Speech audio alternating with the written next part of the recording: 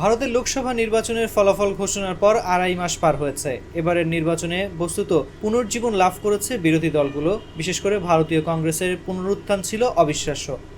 পরের দিনগুলোতে বিভিন্ন ইস্যুতে উত্তপ্ত ছিল ভারতের পার্লামেন্ট। সরকারের নানা পদক্ষেপে গভীর উদ্বেগ প্রকাশ করেছে বিরোধীরা। এইসব কিছুর প্রভাব পড়েছে টানা তৃতীয় মেয়াদে ক্ষমতায় বসা নরেন্দ্র মোদীর জনপ্রিয়তার উপর। ইন্ডিয়া টুডের মুড অফ দ্য নেশন জরিপে দেখা গেছে গত 6 মাসে মোদীর জনপ্রিয়তার রেটিং অন্তত 2% পয়েন্ট কমেছে। তবে 2020 সালের আগস্টের তুলনায় ভারতীয় প্রধানমন্ত্রীর জনসমর্থন এখন অনেকটাই কম।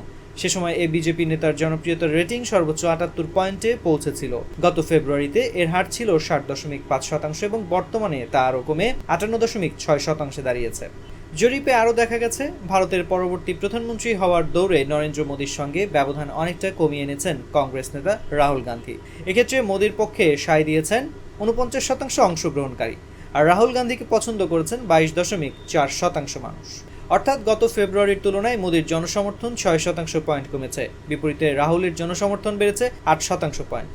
মুড অফ দ্য নেশন জরিপে আরও বলা হয়েছে, যদি এই মুহূর্তে নির্বাচন হতো তাহলে বিজেপির নেতৃত্বাধীন ন্যাশনাল ডেমোক্রেটিক অ্যালায়েন্সের আসন সংখ্যা প্রায় অপরিবর্তিতই থাকত, তবে 100 আসনের মাইল ফলক পেরিয়ে যেত বিরোধী দল কংগ্রেস।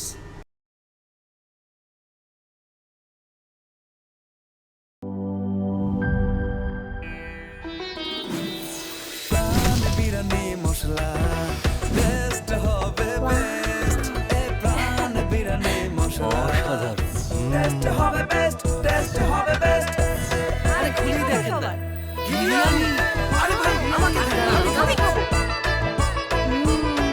এই প্রাণ বিরিয়ানি মশলা টেস্ট হবে বেস্ট টেস্ট হবে প্রাণ বিরিয়ানি মশলা টেস্ট হবে বেস্ট। প্রাণ জীবনের স্বাদ।